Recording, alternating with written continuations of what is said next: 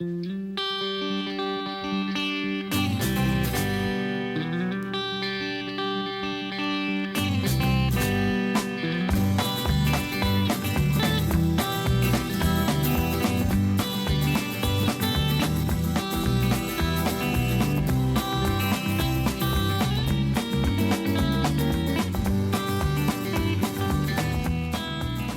everybody and welcome to the National Bank Country Calendar.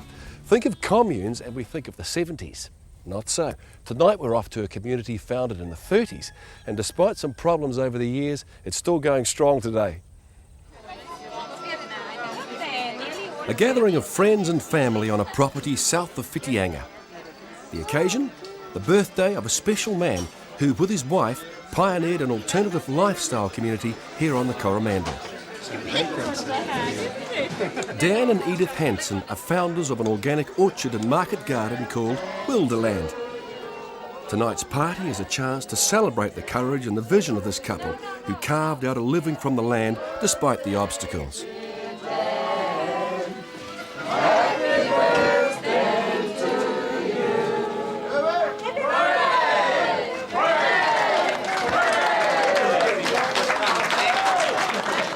This is quite a unique affair and quite a surprise to me. I wouldn't have believed I lived all those years, you know. Dan and Edith Hanson have been on this hilly 70-hectare property 14 kilometres south of Whitianga for over 30 years. In that time, it's been developed into a thriving subtropical orchard and garden, which today supports 6 couples and their families and countless part-timers and visitors. Dan and Edith left Orini in the Waikato in 1964 and came looking for land on the Coromandel. This undulating bush-clad block had been abandoned by its previous owner and was just within their budget. Finding it was a matter of luck. We cruised back and forwards over the range and that a number of times and looked at different properties, and either too remote or too expensive or didn't suit us one way or another. And we sort of dismissed this place, and I said to Edith, well, before we go home, we just might as well go home and look at it at any rate. It was just a clay road in, luckily it was fine weather. And we drove in and immediately got to the top of the ridge and saw the view, and out, of course we were totally in possession of it. In spite of the fact we thought we'd drive down the hill and we didn't know whether we were going to land up in the sea. Land up in the sea, it was so steep. Yeah, we weren't used to steep roads in those days. We lived in the Waikato where it was flat. So what was the state of the place when you first got here?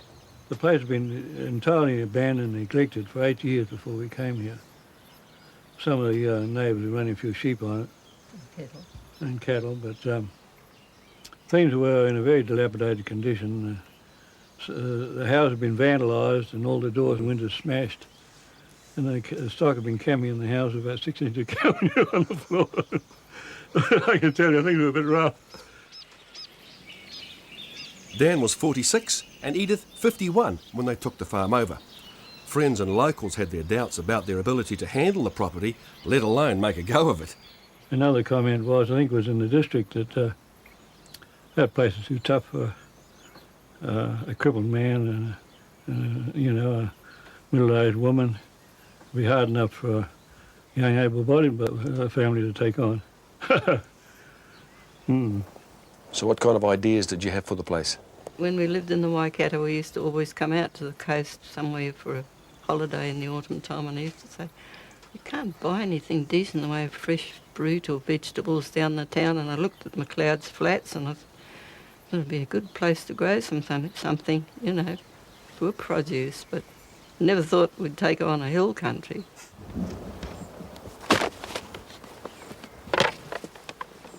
The couple have taken advantage of what flat land there is to grow their crops, and through hard work, patience and a good deal of ingenuity, they haven't let Dan's disability become a barrier.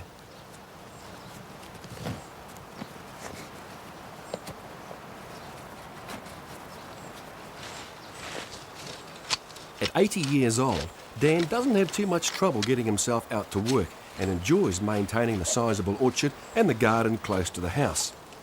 Always an active man, he takes pride in not being restricted by the accident that partially paralysed him almost 60 years ago. Dan grew up in the Waikato and he's always been keen on machinery. By the time he was 20, he was running a haymaking business with a crew of 10 men. The accident happened in January 1940 when I was working in a hayfield, and I was untying a steel tow rope off a sweeping car we used for sweeping hay, and the fellow driving the tow truck got the idea that I was finished and drove on suddenly and pulled the vehicle over the top of me before he could get out of the way. And I got rolled up underneath and the back axle hit me in the back. The accident forced a change of career. Dan joined up with other family members in a communally run property called Beeville and started up an agricultural engineering business.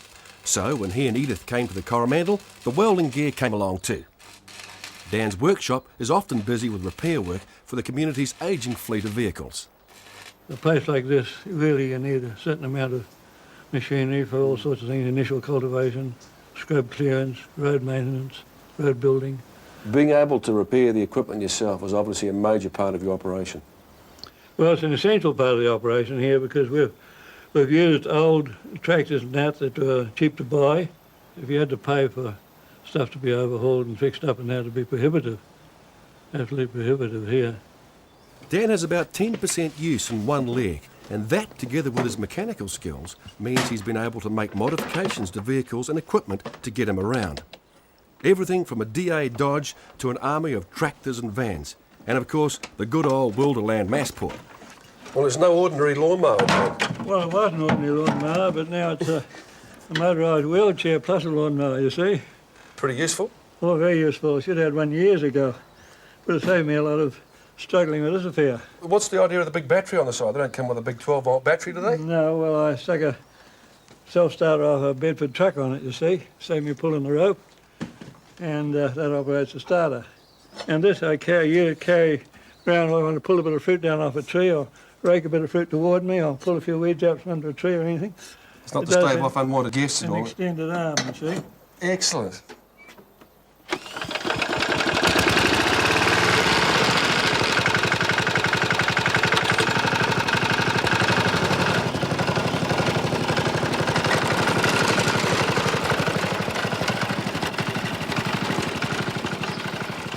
Dan and Edith have been together since 1945. They met through the pacifist movement.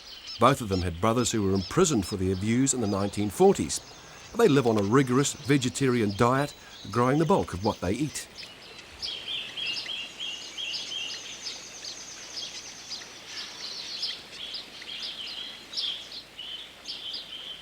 Dan says Edith's been crucial to the success of Wilderland.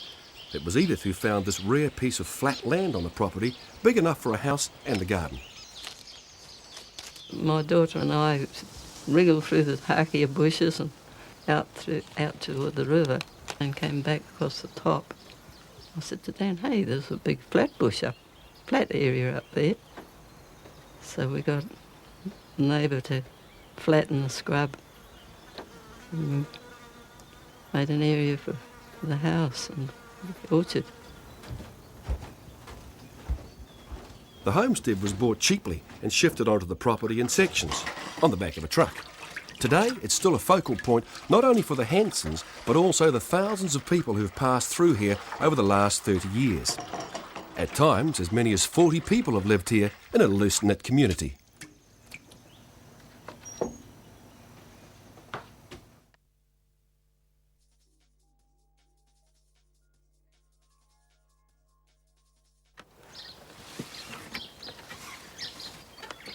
In its 34 years, Wilderland has supported a fluctuating number of permanent and casual community members. That's meant a gradual development of the land, depending on available labour. Market gardens and orchards have been established on the flat areas of the property and have worked mostly for summer crops.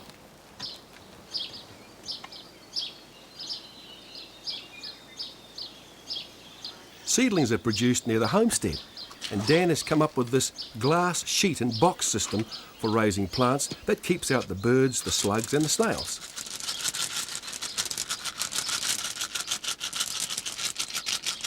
Of course, it's all organic and has been so long before it became, well, trendy. Dan puts it down to a controversial book he read in the early 1960s.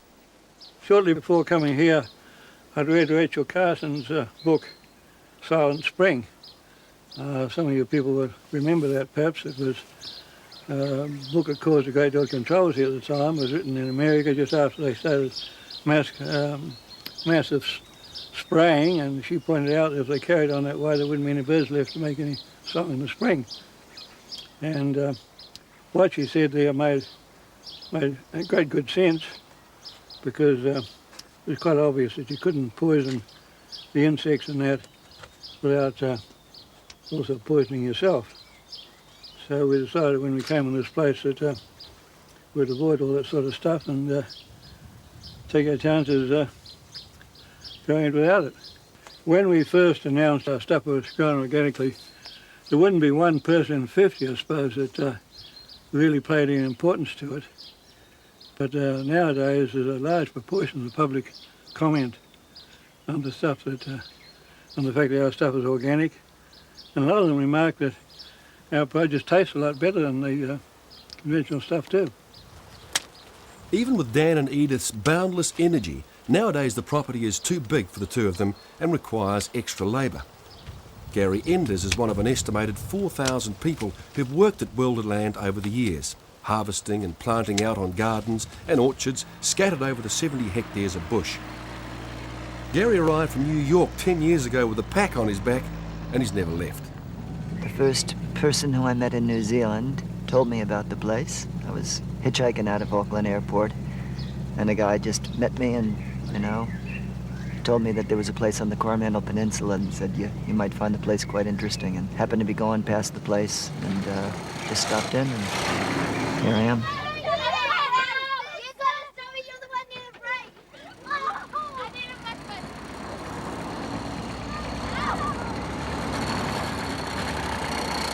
Wilderland's store has been the main source of income since the property was founded.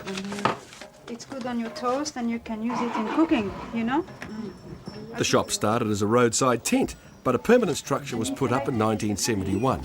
It sells seasonal produce and home crafts and honey. Wilderland members take turns at looking after the till. No, I have to do it again. 800 grams.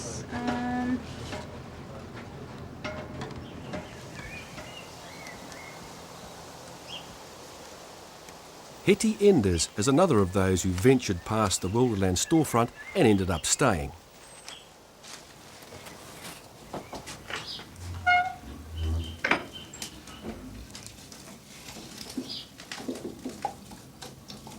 She used to be a private secretary for a big Dutch corporation. Today, she's brewing up a healing ointment made from calendula flowers to sell in the shop. With husband Gary, she lives in one of several Wilderland homes. They've lived there for 10 years and have 2 school-aged children who were born and raised on the property.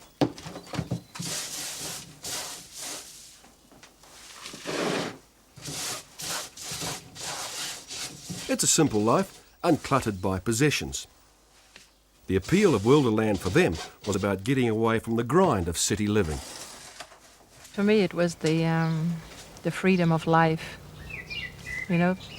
It's just about endless what you can do here, the opportunities that there are, the potential of it all, and living with other people, not just living for yourself, but living in a way where you can share, learn, do things together, and make a living of it at the same time, so you have an income from the work that you do, and it comes back to you. So why did you decide to stay on? I think this is where it all began. I think this is the way people were meant to live. And I think that the big problems with society today is that people have gone so far from where they ought to be, on the land, surrounded by nature, growing their own food with their children. Yeah, you just can't beat it. It's not easy. We find it incredibly challenging to live like this, and almost on a daily basis you feel the complications of living, because that's not how you've been brought up. But we still think it's the way to go. If we weren't living here, we still think we would find some other setup where people would live together, trying to live their lives together. Along with the human colony, bees have always been an important part of the income that makes Wilderland self-supporting. Ah ouais, The hives are looked after by a Swiss-French couple, Annie and Michel, who have been living here for over 5 years.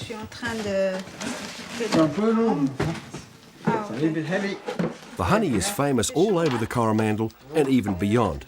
But whatever's earned by this and other businesses goes back into the Wilderland Trust, formed in 1992. Trust members draw a living allowance, but none of them actually own the property. That communal concept means little financial security, and that's been a source of some friction. It's even led to some long-term members of the Wilderland community leaving.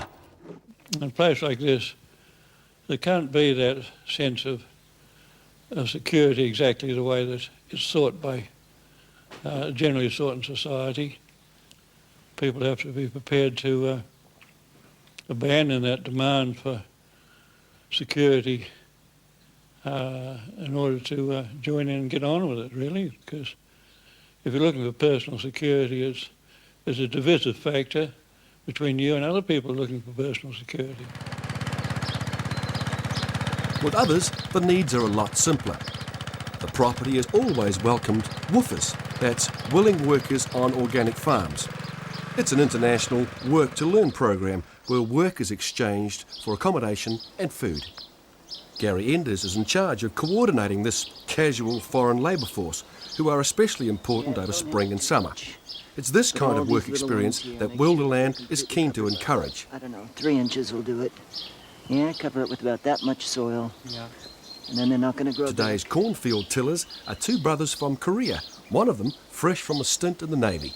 Your father grows corn? Yeah. It's sweet corn. Sweet corn. Yeah. Yeah? How do you eat it? Yeah. That's great.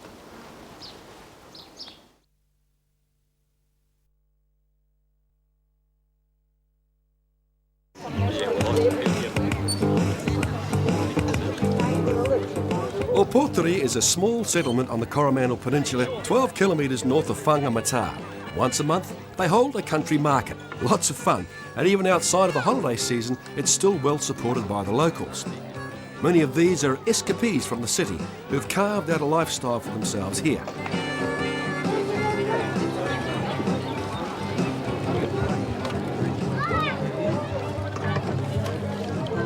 Dan Hansen's been coming here with produce from Wilderland ever since the market got underway.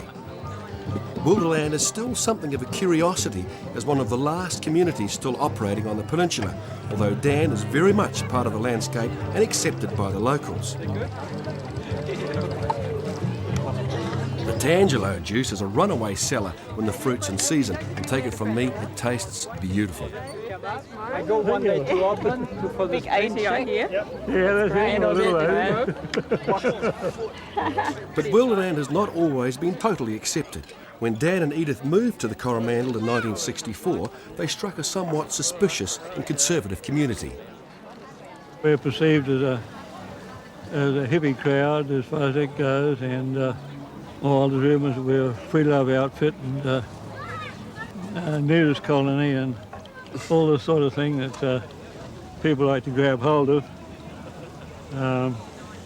But in more recent years, as I said, there's been groups of people come in that have done a tour around the place, and we've had a widening contact with the public.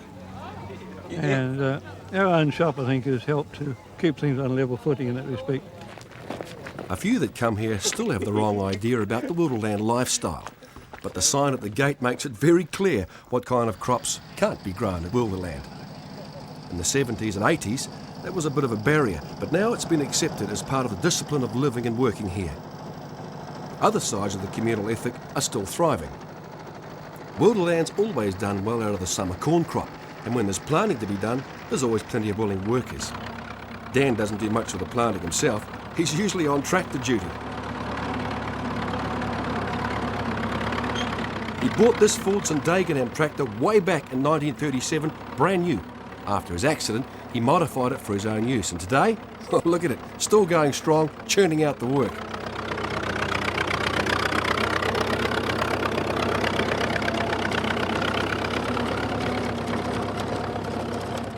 He takes a boyish delight in being the only one here who can drive it. And when you look at it up close, well, it's not surprising.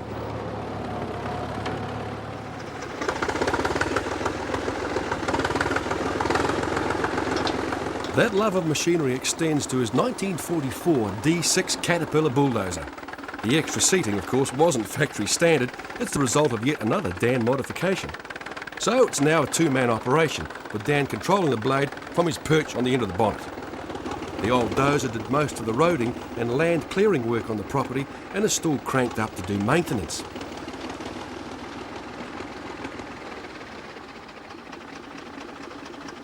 Wilderland Trust members like Gary Enders recognise that there will come a time when Dan and Edith, a bit like the old dozer, won't be playing such an active role in the community. But so much of Wilderland has Dan and Edith's imprint. What you see is the direct result of everything they've done, but both their dreams and their visions and just their hard work. Yeah, I just feel honoured to be a part of it, you know, and it's my hope to just that it carries on, of course. But the fact remains that there aren't the numbers at Wilderland that there used to be. Some would say that the appeal of living frugally and simply on the land is not so strong. Dan and Edith have transferred their legal ownership of the property to the Wilderland Charitable Trust. Their modest hope is that the community they founded back in 1964 will continue to play a useful educational role in the wider community. I think it's the sort of work we've done here has a value, and we'd like to see that go on. No doubt with changes, but with responsible people carrying it on and broadening it. Do you feel closely attached to the place? I wouldn't like to live in town or anything. I wouldn't retire into a little section. No. And you, Dan, you here for the duration? Oh, yeah. I think we've made a lifelong commitment here. I have no thoughts of being anything else. But so far as being attached, I think that one lives where one is, you know. There's no good being so attached that you can't go and spend time somewhere else you want to.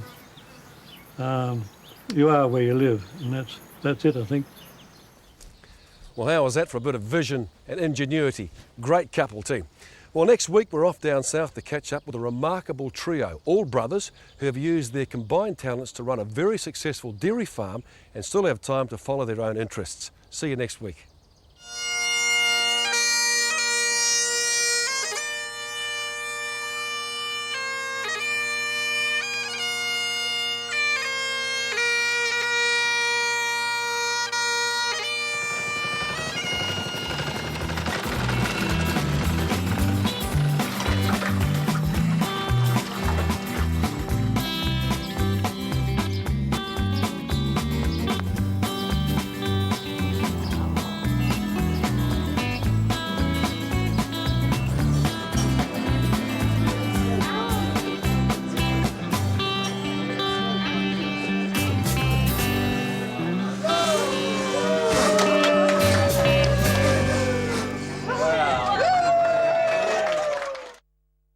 Like the National Bank, Country Calendar has been a part of farmers' lives for generations. This program was made with the help of your broadcasting fee so that you can see more of New Zealand on air.